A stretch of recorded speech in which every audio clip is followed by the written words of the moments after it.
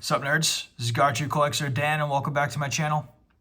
Now today I'm doing a video showing off some sentimental cards in my Pokemon card collection. This is actually one of my favorite things that I like about collecting, is being able to look at a card and think about the memories associated with that card and the time that I was in and the place I was in when I either pulled that card or first saw that card or anything along those lines. I think a lot of people in the hobby can relate to that. I mean, that is really what nostalgia is, right? It's kind of connecting us back to a time earlier in life when I guess things were simpler.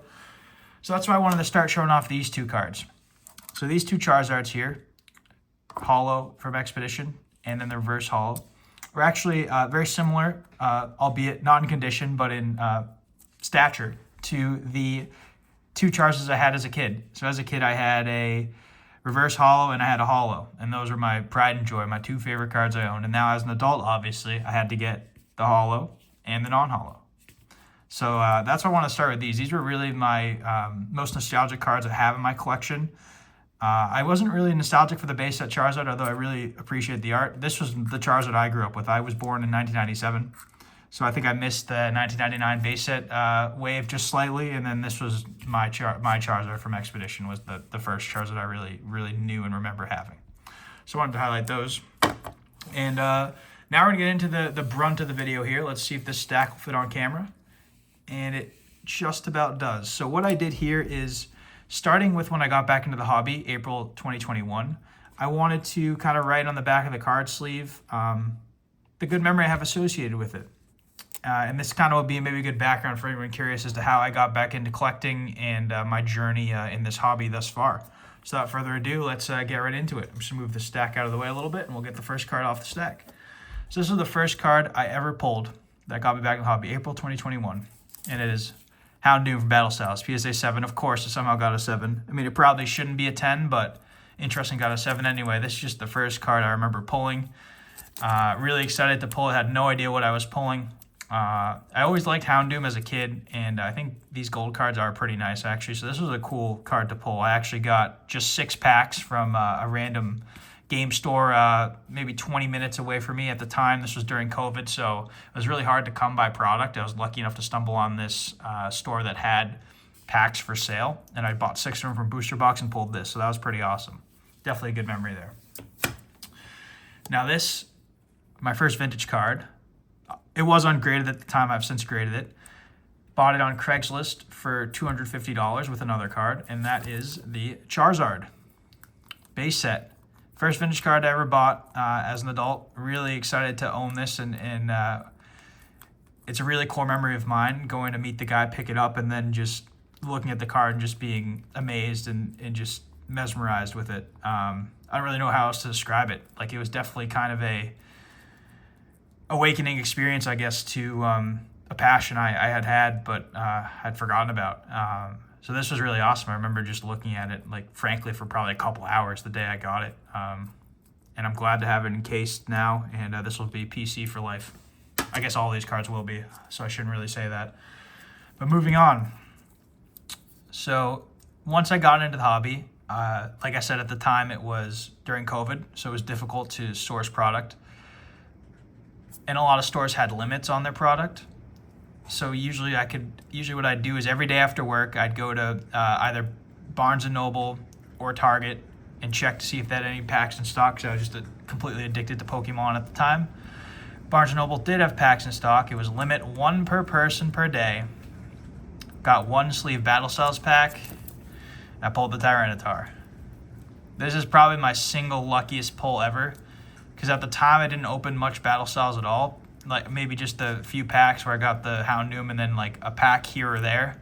So being able to hit this off 1 pack and then have it grade a 10 is just insane. Really thankful to own this card. Love this card. This is super happy to have it. Then anyway, over the summer, that summer of 2021, I lived in Providence, Rhode Island at the time. Went back home to Massachusetts, dug through some old things, and didn't find too many Pokemon cards. In fact, most of my cards were lost to time. The Charizards I mentioned before, I didn't have them. I don't know what happened to them. A part of me thinks they might have been stolen, because I had the original. Let me grab it off the shelf here. I had the original deck box that I kept all my best cards in. This Zapdos box. I'm not going to open it because it just has my my deck when I briefly played the game inside. But super cool little box there. Still have that. And most of my good cards were missing, so I don't know if I lost them or they got stolen. But anyway, this card was in a box that was just filled with like random old Pokemon toys, just crumpled at the bottom. And that was a Charizard Gold Star. Super happy to find that. I remember my friend in probably 3rd or 4th grade at the time just gave me this because he had two. He said, "Here you go, buddy. You can have this one."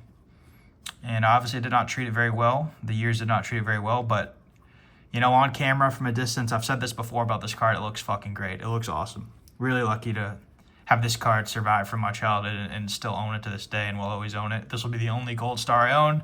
As much as I love the Gold Stars, I can't justify just getting a few in 9s or just the ones I like, because I'm going to have to get them all. And I want to avoid that. You know, I think that's a good side note here, but I think that's a good way to collect is some things just, you can appreciate them, you can like them, but you don't have to have them. You don't have to have everything. You should really kind of pick your niches and really think about your goals when you are trying to build out a big collection. And for me, this is my only Gold Star, and you know that I'm okay with that.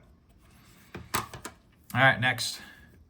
So now fast forward to August. I'm ripping a lot of packs. I'm watching a lot of YouTube content, mainly just like Leonhard, I believe, at the time. I do see graded cards. So in August 2021, I purchased my first graded card. Zapdos Shadowless PSA 9. And the reason I purchased this is because I have such a fond memory with this Zapdos art. I guess I opened Unlimited or base set 2 at the time. Just I don't think Shadowless was in the East Coast ever. But yeah, I really have a fond memory of pulling this card. I remember going into the local pharmacy. Me and my brother each get a pack, and I'm in my mom's van. And I remember opening the pack and pulling a Zapdos. And this is really one of the only cards I remember pulling. So that's why I have such a fond attachment to this art. Now, I do really want to get this in first edition. Unfortunately, I haven't really seen many good opportunities to get it, but that's high on my list is to get this card in first edition, as well as, I guess, eventually Unlimited in base set 2. I want to get all 4 variations of it. Don't need to do the 99 2000. I'm not that autistic with it. I'm as you know, I'm a little autistic from filming these videos and labeling all my shit like this, but yeah, I don't need the 99 2000 variant. Anyway, moving on. We're still ripping packs. It's my birthday. I turned 24. 2021. I got a Chilling Reign box and Evolving Skies box for I believe 180, so 90 each. Feels good, right?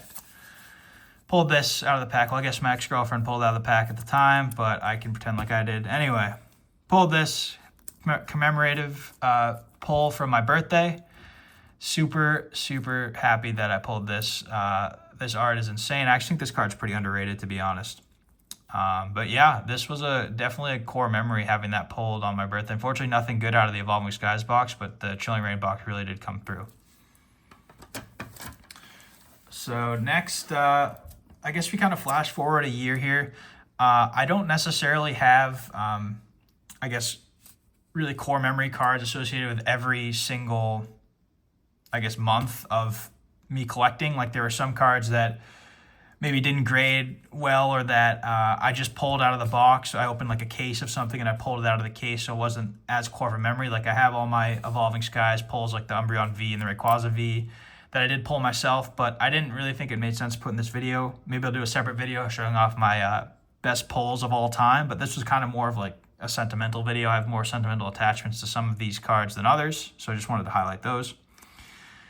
So this card, I'm just thanking my grandpa for the birthday money to pick up this card. As a kid growing up, he always sent me a 50 on birthday and Christmas, and then he kind of continued that as an adult.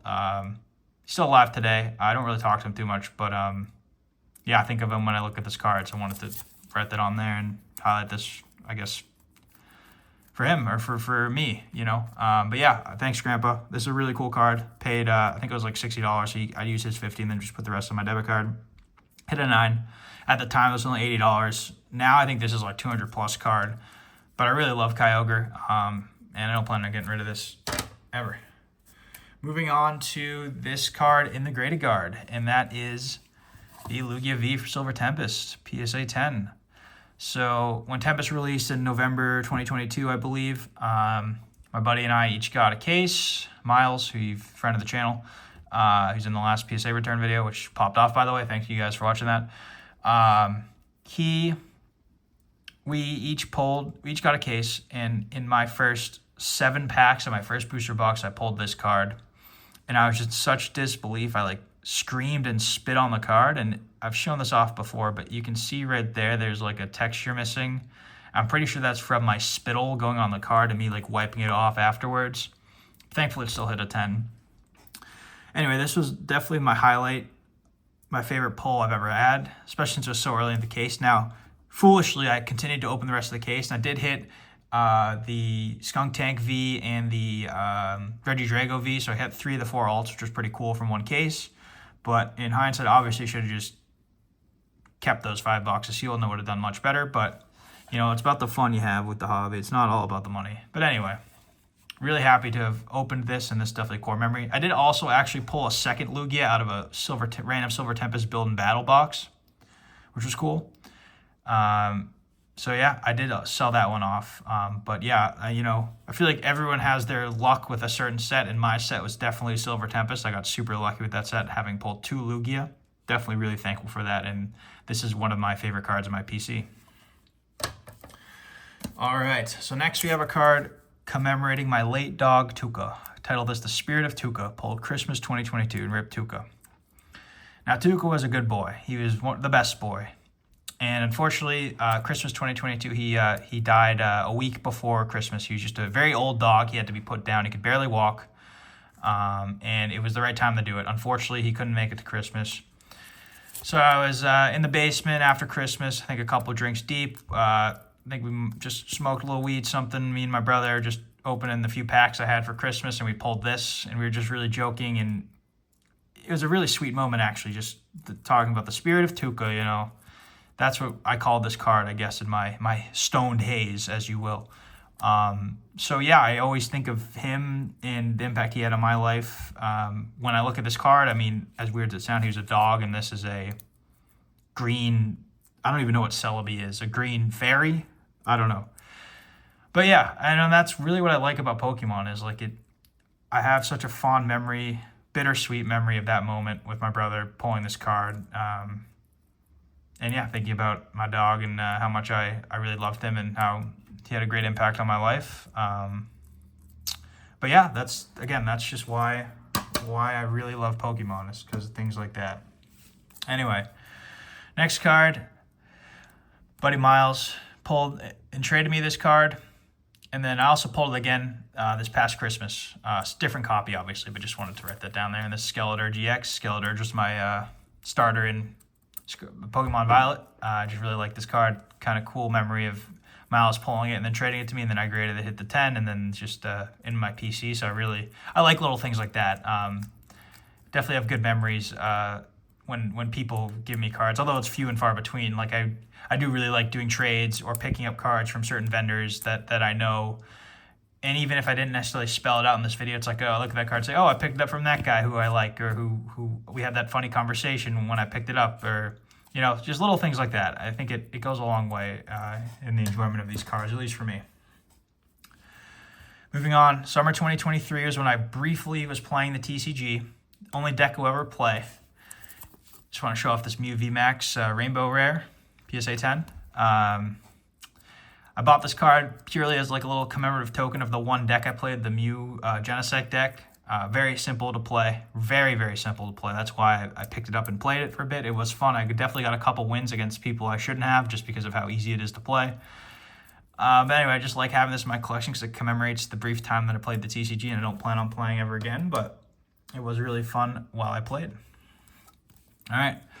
So this is my British Blastoise. I pulled it in England with my good friend Joe. Shout out Joe. I hope you're doing well, buddy. December 2023 when I went to visit him. We bought one mini tin of 151, and this is what we pulled in there.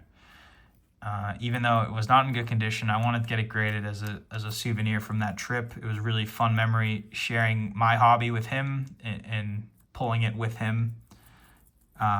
And I think one day I might give this to him, or I don't know what we're going to do. Maybe I'll give it to him next time I see him, and then the next time he sees me, he'll give it back to me. We'll each sign the back or something. I don't know. But really cool memory there, and super happy to have this card in my collection.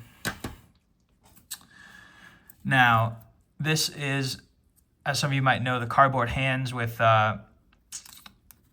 Retrospecs and the Old Card Shop, Josh.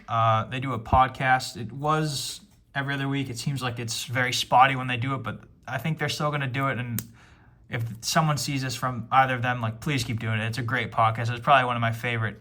You know what? It is probably my favorite in the entire Pokemon space. I actually made a video of opening that mystery box on my channel. Did not do very well at all, but its thumbnail was terrible. I was still kind of learning. I mean, I still am learning, but thumbnail has gotten a little better, I think, over my brief YouTube tenure. But anyway, this was the card you got in the giveaway I won. So they did a giveaway on their channel. I happened to win, which was awesome. And yeah, this is what they got. And it's just cool that I got this from two people I respect in the hobby who I really watch and enjoy their content. So it's awesome to have that in my collection. Now, I know I didn't want to highlight everything I pulled, but this card was pulled at New Jersey Collecticon over the summer. This was my first Collecticon, and it was an absolute blast. Nothing crazy, but I'm a big Raichu fan, and I opened a case of Paldean Fates bundles. Unfortunately, did not get anything better than the Raichu. I got an Arvern SIR, I guess, was my SIR, but I didn't really feel as much of an attachment to that as this Raichu. I really, like I said, like Raichu, as I'm sure you guys know from my collection. Getting a 10 was awesome. And yeah, this is just a cool little PC card. Not very expensive, but super cool little commemorative pull. I really actually, at any event, I guess I should have said this at the beginning of the video, but at any event I go to, any Collecticon or big show or any like birthday, Christmas, I always like opening some packs because it gives me something to remember the occasion by. I don't know. And then I always will have that card and say, oh, I look at that card and say, oh, I remember pulling that and who was there and what we were doing, you know. And I think that's, like I've said, one of my favorite things about the hobby, and I really am going to try to continue that trend for the rest of my life. So I bought this card from Bulbasaur when I was in Las Vegas. I went on a family trip to see the Grateful Dead over this past summer. It was great. And yeah, just really like this for Alligator. This one I might actually sell. Out of all of them, it'd probably be this one that I sell just because I love swirls, as you guys know. And if a card can have a swirl on it, I want my copy to have a swirl on it. And this card does not have a swirl. As much as it was cool to meet Bulbasaur, I'm actually in his front row Las Vegas video from July 2024.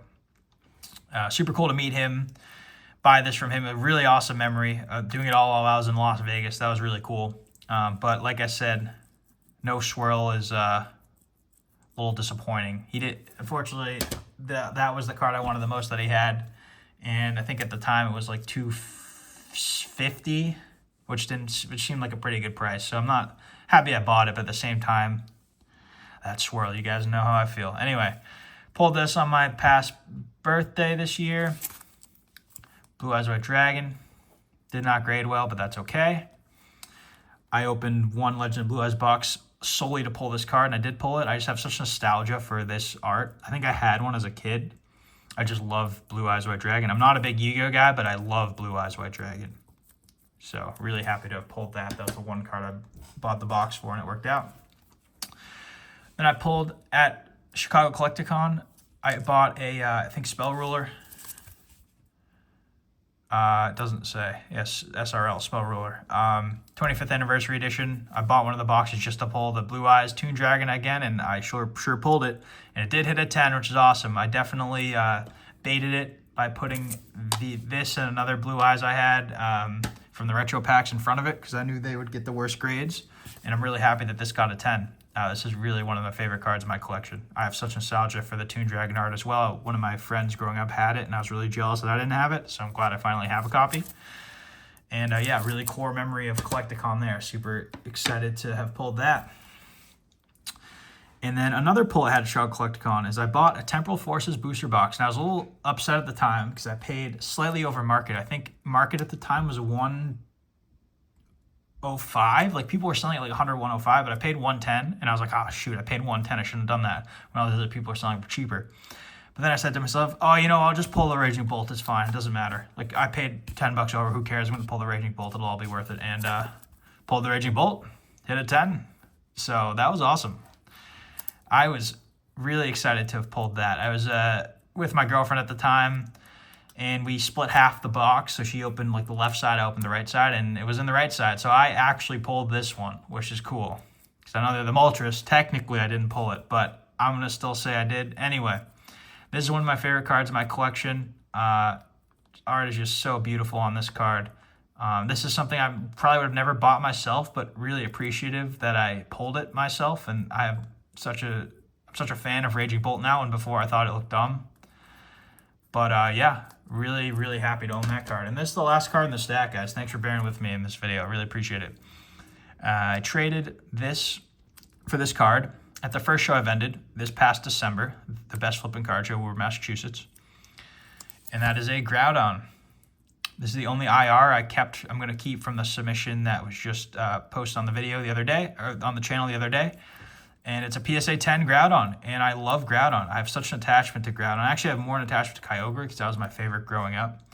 But I really, really like Pokemon Emerald. That was actually the most recent Pokemon game I beat. I'm trying to beat all the generations. I'm currently almost done with Soul Silver. And then I just have Gen 4, 5, 6, and 7 to go. So I guess a little more than halfway done after I beat Soul Silver. But anyway, I just really like this art. It's really low pop, too. It's only like pop 400 something, which is ridiculous for a modern card. It's like $450 in the 10, I think. So it's like part of me wants to sell it, but I just have such a fond memory of vending that show.